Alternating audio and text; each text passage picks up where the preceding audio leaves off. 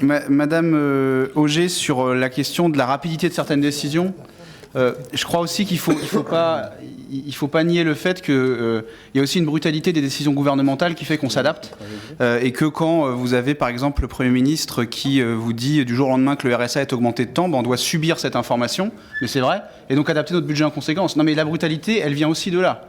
Non mais enfin Non, mais j'essaye d'expliquer de manière républicaine, hein, je dis pas que c'est vous, je dis pourquoi il y a certaines décisions aussi qui ne peuvent pas attendre, tout simplement on a un budget de fonctionnement équilibré et que ce budget de fonctionnement est fortement impacté par des décisions gouvernementales qui sont brutales dans leur application et qu'on apprend par la presse aussi et par les médias. Hein. Bon voilà, premièrement. Sur l'APA, vous parlez des 50%, c'est vrai que sous M. Jospin avait annoncé 50%, mais dans ce cas-là, pourquoi pas l'avoir garanti dans la loi ?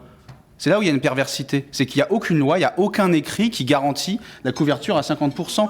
C'est-à-dire que c'est une loi. Et pourquoi monsieur... Alors dans ce cas-là, pourquoi M. Hollande, qui a... Ça fait maintenant 4 ans qu'il est là, pourquoi il n'a pas remis les 50%? Bon voilà, enfin, dans ce cas-là, on peut retourner l'argument dans tous les sens.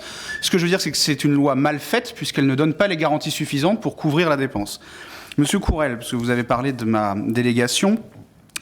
sur le sport, moi j'ai pas la même vision que vous. Je n'oppose pas sport collectif et sport individuel. Le sport c'est le sport, bon voilà, donc je vois pas pourquoi on devrait opposer les autres. Les sports individuels ont en plus des compétitions en équipe, donc c'est pas parce que c'est individuel qu'il n'y a pas de vision collective. Bon, ça c'est vous qui le dites. Et sur les licenciés, vous dites en effet l'attractivité des licenciés.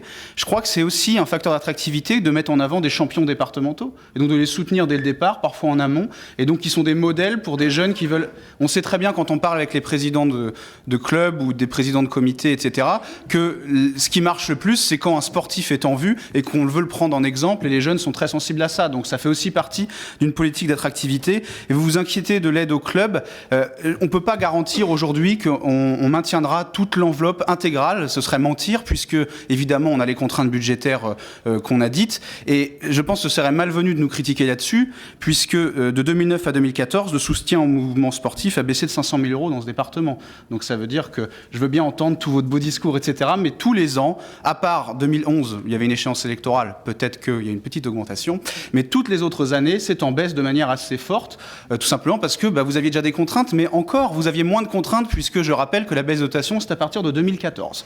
Donc il y a une baisse quand même assez importante. Et sur la culture, vous parliez de Palisard, de la fête de la peinture.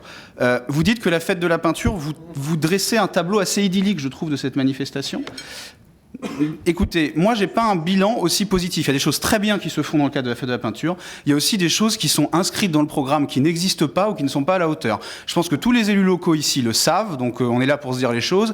Le catalogue de la fête de la peinture, il est très exhaustif, et quand on va sur le terrain, parfois, il n'y a que la moitié ou un tiers des manifestations prévues qui ont lieu. Donc, il y a un vrai problème d'évaluation, en tout cas, et de diagnostic sur cet événement. Donc, nous recentrerons cet événement, nous le modifierons, notamment cette année autour de l'impressionnisme, avec des événements, nous l'espérons, qui rayonneront un peu plus sur l'ensemble du territoire. Je finirai sur Palisard. Palisard, il n'est pas question de revenir dessus, tout simplement parce que dans nos politiques, nous avons le soutien aux sites emblématiques du département. Donc il y a le Moulin d'Andé, il y a la Source, il y a Giverny.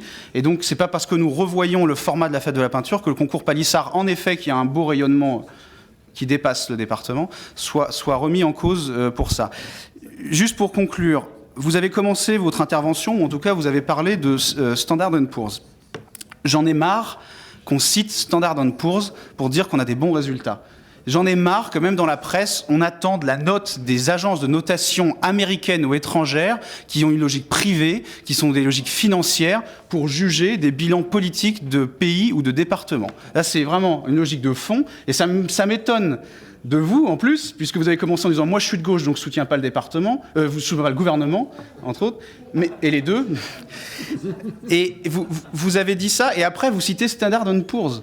Je tiens quand même à rappeler que Standard & Poor's fait partie de ces agences de notation qui ont noté AAA les produits subprime en 2008. Bon, voilà, on connaît un petit peu la suite, et que je pense que c'est pas... Enfin, ça m'inquiète que les politiques reprennent des agences de notation et légitiment ces agences de notation. Ça m'inquiète beaucoup parce que pour moi, être responsable politique, ce n'est pas avoir une logique purement financière, et ce n'est pas ne réagir qu'à des organismes privés étrangers en plus. Enfin, je veux dire, là, je trouve...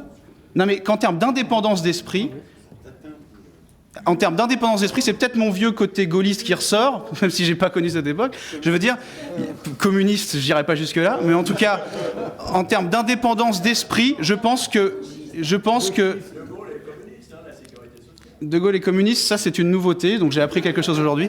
Ce que je veux dire, c'est que sur le fond, parce qu'on est aussi là pour parler de fond, je crois que ça m'inquiète qu'on donne autant de légitimité et autant de puissance à des agences de notation qui n'ont aucune leçon à nous donner et qui n'ont aucun lien hiérarchique avec nous. Nous sommes un département, la France c'est la France, l'heure c'est l'heure, qu'une agence de notation qui obéit à des logiques bancaires et qui nous sont complètement étrangères, ça me choque. Voilà, on est des responsables politiques, des élus, et donc c'est pas la logique, en tout cas ce n'est pas la mienne. Donc très bien qu'on fasse des audits ou qu'on regarde entre nous le budget du département et que, comme l'a dit Sébastien Lecornu, qu'on fasse notre propre bilan. Mais Standard & Poor's, ce qu'ils disent, je m'en fiche complètement. Merci.